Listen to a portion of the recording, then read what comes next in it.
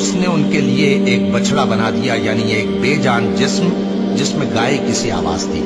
تو لوگ کہنے لگے کہ یہی تمہارا معبود ہے اور یہی موسیٰ کا معبود ہے، مگر وہ بھول گئے ہیں۔ تو کیا یہ لوگ نہیں دیکھتے کہ وہ ان کی کسی بات کا جواب نہیں دیتا اور نہ ان کے نقصان اور نفع کا کچھ اختیار رکھتا ہے؟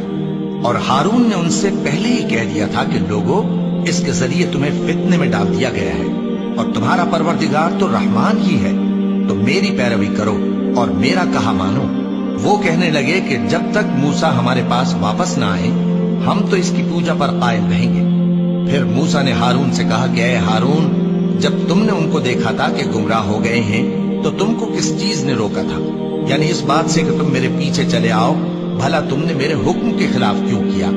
کہنے لگے کہ اے ماں جائے، میری داڑھی اور سر کے بالوں کو نہ پکڑیے، میں تو اس سے ڈرا کہ آپ یہ نہ کہیں کہ تم نے بنی اسرائیل میں تفرقہ ڈال دیا اور میری بات ملحوظ نہ رکھا۔ موسیٰ نے فرمایا تو اے سامری، تیرا کیا حال ہے؟ اس نے کہا کہ میں نے ایسی چیز دیکھی جو اوروں نے نہیں دیکھی، تو میں نے فرشتے کے نقش پا سے مٹی کی ایک مٹھی بھر لی، پھر اس کو بچڑے کے جسم میں ڈال دیا اور مجھے میرے جی نے اس کام کو اچھا بتایا۔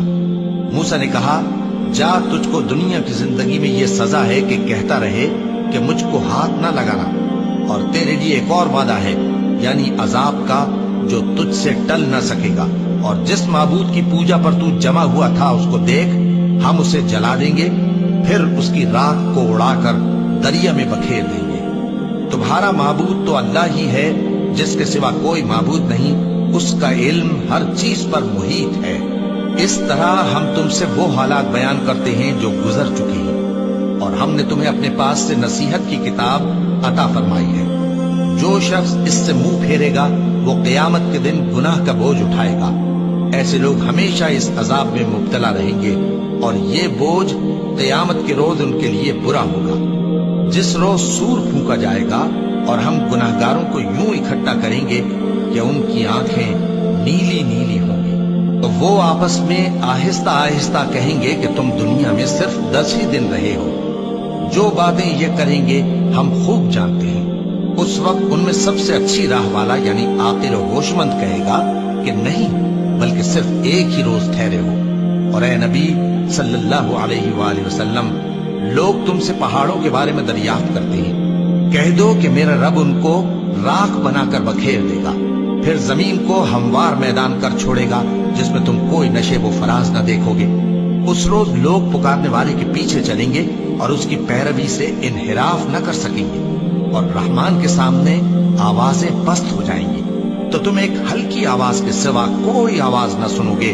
اس روز کسی کی سفارش کچھ فائدہ نہ دے گی مگر اس شخص کی جسے رحمان اجازت دے اور اس کی بات کو پسند فرمائے۔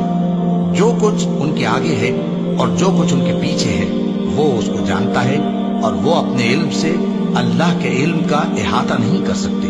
زمین پر ہے، سب کو فنا ہونا ہے، اور تمہارے پروردگار ہی کی ذات جو صاحب جلال و کرم ہے باقی رہے گی۔ تو تم اپنے پروردگار کی کون کون سی نعمت کو جھٹلاؤ گے؟